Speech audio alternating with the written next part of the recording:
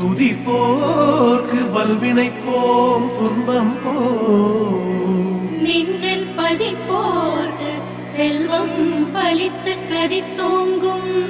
நிஷ்டையும் கைகூடும் நீ வளரருள் கந்த சஷ்டி கவசந்தனை அமரவிடத்தீரவமரம் புரிந்த குமரனடி நெஞ்சே குறி